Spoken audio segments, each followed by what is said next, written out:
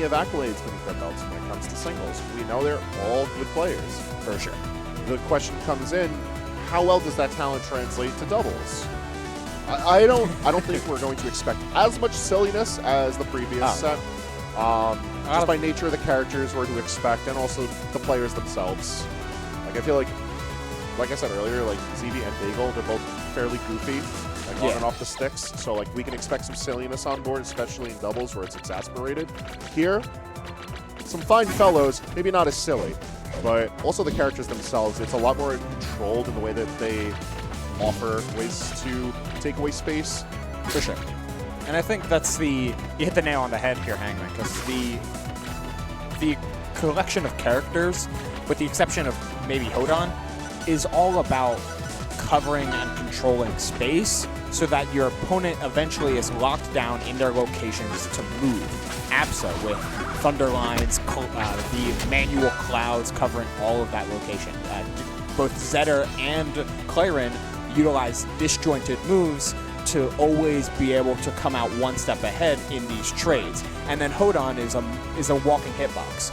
So it's hard enough in order to try and establish control in doubles, but if there are teams and setups to do it, this is certainly one of the two that's always going to come down to who's in control of center. Yeah, no, I'm glad you mentioned that, because I do feel like center stage is going to have like the biggest impact here. Assuming we don't get any outlier stages like Treetop again, thank you for banning it, like playing it a lot more traditional by way of stage control, I think is just going to benefit greatly to both of the teams we have ahead of us. In the realm of Red Team, you have a lot wider option for space control, although Blue Team I'm worried about. Blue Team has a lot of opportunity to take a small amount of space and turn it lethal very quickly. And I also feel like the tools of Claren and Zetter have a lot of opportunity to just lend themselves to very few hits for a lot of damage or total stage control. Yeah, that's what it comes when you have such generically strong tools. Wow, what a reversal there from OoDa. And it goes right into what I was saying here, Hangman. Like, you have so many strong generic hitboxes, just like a good sweeping up air, like we saw at the top of the blast zone as soon as Giga committed. And because you have those generic tools, most often the time, the generalist is going to come out on top with just kind of being aware of what to do. Ooh. So, all right, Giga swinging now. See the opportunity with the scuffle in the sky. Funny Monkey, walking hitbox. We love Funny Monkey. Although OoDa doing a fine job of piecing up Funny Monkey. No dissenters in chat. You love Funny Monkey. It's true. You either love Funny Monkey or you don't know you love Funny Monkey yet. As another up beat comes down. Dan, we're looking for a couple up airs. The forward strong comes down. I like that Blue Team seems to have a somewhat set tempo here, where one of them is looking to like hard stick center stage and fight outwards to the platforms. The other one's working on the platforms themselves or keeping it a lot more traditional to edge guarding. Now, the role itself primarily being played, I've noticed, by Danz, but it's really just swapping hands with whoever has the positioning. And I love that the fluidity in that team where like they are not so rigid and like, all right, I must be the one to control center stage. It's like, all right, one of us must control center stage. Yeah, I saw it. Ooh, man, big combo there. It feels like almost Blue Team is tied together by a rope, while in order to try and maintain the same distance from each other and like stick towards like, the front and the back, almost like a tennis kind of team. Yeah. Meanwhile, Red Team is freely willing to try and let their projectile and let their individual attributes do the talking. Massive down strong there on the part of Dance as we fall ourselves into a 1v1. All right, and the first one of this top 4 as well. And there it goes. Zetter burn. He does it. Like, you got the fire on stage. You also have a pretty fair lead in the percentages there. Like, you don't have anyone to worry about interrupting your bread and butters. You just have your simple hit confirm into your strong attack. And when you siphon out all of the potential chaos of doubles, that's all you have. You have your confirms. You have some good, clean rivals at the core of that messy ball of W's action. Oh yeah. You know, Dan's is one of the cleanest players here, honestly, when it comes to just how well they've been performing. But we got another large stage. I like this a lot from Red Team because of that exact thing you were mentioning earlier, Hangman. the penchant for one or both players to stick towards center now gets a little bit hazier with the greater addition of different vertical heights and different places that you can reestablish verticality. 2 high platforms, 3 mid platforms, and just much more length in order to go to can make supporting one another that much more difficult. Yeah, Forest Floor Dogs is a fantastic pick when your option is to just make a very cohesive unit struggle, because this is such a wide stage and there's a lot of ways that Red Team can threaten on this stage. And we're trying to say a lot of it here, but it breaks out to early kills on Red Team. A lot of damage on Red Team at that. Man, I can't believe we didn't think about it earlier. The no fun zone from Clarin does so much work against this team. No more sweat spirits, like cloud pops, like so much just gets negated on top of a massive range that you can potentially find stuns into combos for your opponent. Like that is an immense resource for doubles. You know, it makes sense why SBS plays Clarin in doubles. Yeah, it makes you think. She's an excellent character for it. And of course, the countermeasure is if the no fun zone is committed to one space, the other team can try to shuffle things along to the other space. And I feel like there is a lot of merit to that here on Force 4, but it is something that Red Team's going to have to be mindful of, because you can still deny like 2 or 3 of the platforms depending on your positioning, and still you have the presence of blue team to cover further onto the stage or cover further off stage. And that's where I feel like a lot of the struggle has been for Red Team in this game too. I mean, we're in an even set thus far, but Akashi has been doing an amazing job at both stock tanking and finding those huge reversals. Dan's coming back, but that might be a stock drop with a charge fair. Unable to find the edge guard, though, is Giga stepping back into a center stage scuffle. And at 155, you want to be as far away from the blast and as close to center stage as possible. So Lou's still trying to make it work, still staying on the offensive at the ledge. It's risky, and he pays the price for it. Got caught in his jump, it looked like. Didn't quite land on the platform yet to put out the parry. And now it's a 2v1, 3 stocks to 1. All right.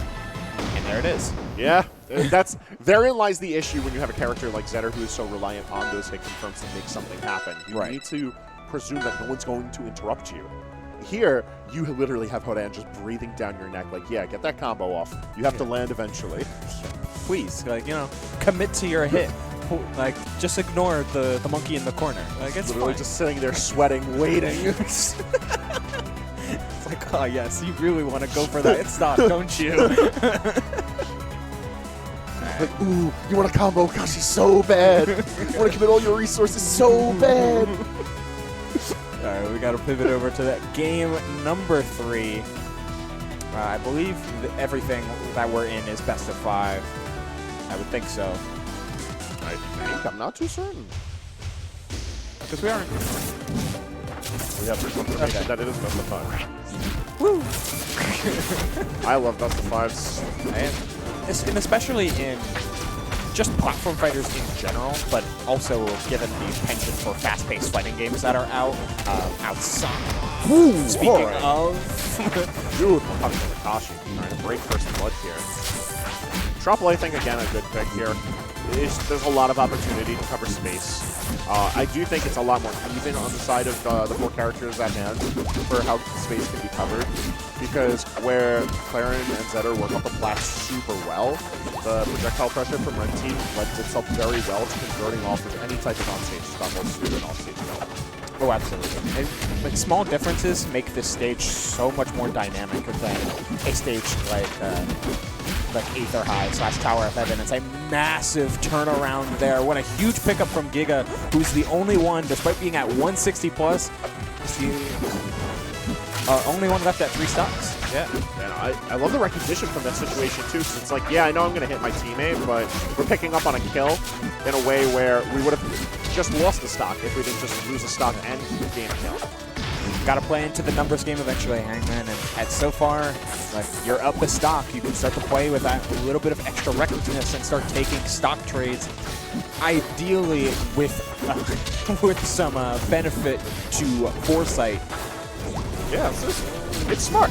It's that cracked decision making I was bringing up in the previous set. Like, sometimes you got to look at a situation, work with what you got, but make it really work for your team. Nice stuff Ultimately, there. though, I do think Blue Team is finding their footing. Again, they got to do something about the stock deficit. A whole lot harder to. And it's only looking worse for them now. He's OoDa just being this agent of chaos, like able to cover in with these giant hitboxes, toss a wide variety of projectiles at different angles and different speeds, can make him just play the. He can play that randomness factor, and Giga is doing that so well by doing most of what he's doing from off stage or above at variety of angles. Now that's taunt on landing. That's great. OoDa gone right off the bat, 4 stocks to 1, and no sign of slowing down. I wish I had a strong hit for you, Danzello. There was hope behind it. All right. Dan's not out of it just yet, though. Still got a whole extra stock to work off, and there it goes. But now you're still worrying about the 1v1. Oh! I love that! I don't even know if that was intentional, but that was clean as hell. That was such a silly setup. What the hell? That's great. Because, like, you think to yourself, all right, Funny Monkey up strong's going to make me have to tech the stage. Like, we're past that. We're above such things. You can't tech a cloud. Nope. And so you deal with it. Yeah. And evidently, Akashi is just ready for those. That was really funny. Yeah, no, you can't help but laugh. What's made it the cherry on top, in case you at home couldn't hear that, was the players behind us also screaming, "What was that?" See, that's the spirit of doubles taking over your body and grabbing the controller from you, because sometimes you just hit somebody with the schniceness. Just completely unplanned, unpracticed, uninhibited, and you'll never be able to do that again. That's the goo. Like, that's why I love doubles. Sometimes you just see something completely unplanned turn to beauty, and everyone's wondering how it happened. We'll see if Red Team can make the magic happen once again as we go to Spirit Trade. Yeah, another hugely, supremely volatile stage when it comes to just clear difference in blast zone and the amount of stock opportunities that one team can potentially get. But by removing that top platform, removing the roofs over their head, you can play into what makes Zetter and Claren so good, is that they can cut down verticals so well. What a save by Akashi! Amazing placement of the clouds, and one thing I was actually going to bring up that I'm worried about is the play in the air. I feel like there's not a lot of opportunity for Red Team to be able to make use of their resources because so much of the battle is taking place on the base plat, and the platforms themselves are so close in.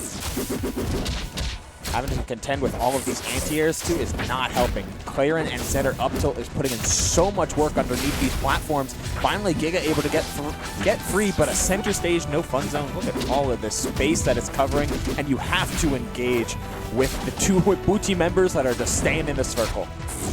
I also love Dance's option to just hang back and throw side Bs, like, just not really worry about it.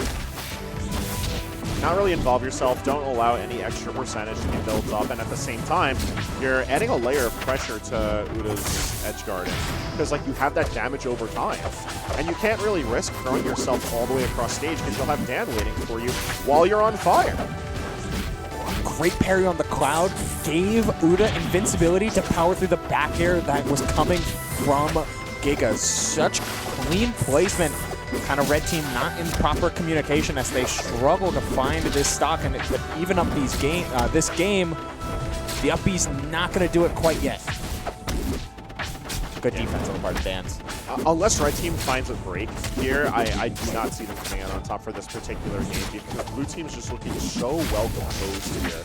And much like we saw a lot of in Game 1, they have a very concise game plan, and it's being executed fantastically. Great pick up there on the part of the Giga, going underneath Blue Team in order to find a pair of hits, but that's a stock as well on the part of Blue Team. And now we are left with a 3 stocks to 1 lead and still holding on to it. Akashi's got his work cut out for him on this one. Best move in the game. He's charging it up.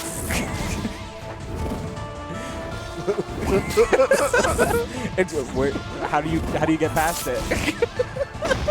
Their forward strong so big. Oh, dude, I'm just running up. So strong. And I'm letting it rip. It's my strongest move. How do you get I'm gonna swing this sword. And if you zip into it, it's your own fault. All right, it's game 5 coming in here for losers semis. Some pop-offs for Giga. Only Giga, though. Only Giga. Akashi can kick rocks. Hey man, it's the support from the peanut gallery.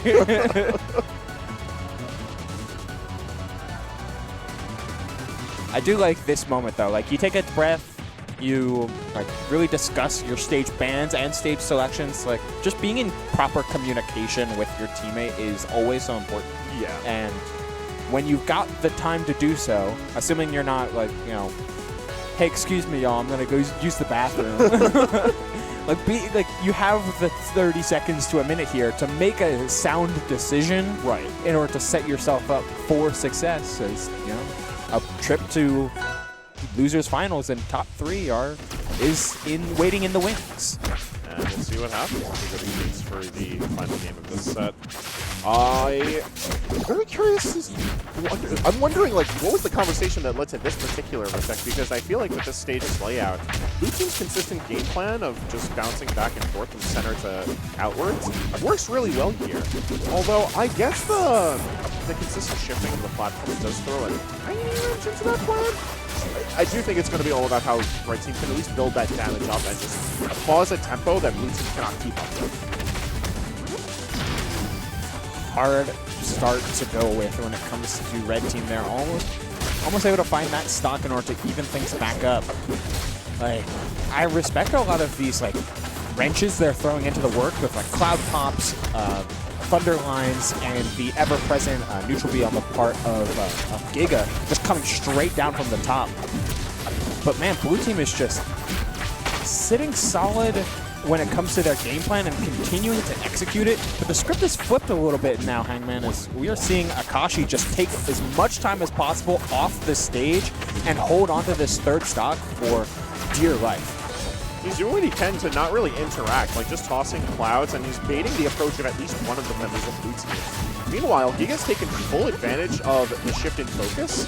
If you noticed how the first stocks were taken on Blue Team, he just ran up and up B, and then he did it again. And like the fact that he had the freedom to do such is because Blue Team was so fixated on getting the kill on Akashi. It's one of those things that I love to see about doubles. It's like, it's an incredibly silly option, but you get away with it because the other person's just not looking at you. And I feel like with the team dynamic that Red Team has on the characters, you have a lot to worry about if you're just going to let OoDa run up on you. And no, don't get me wrong, getting zoned out by Ops is not the most welcoming of situations to be in. But I don't want OoDa sneaking up on me.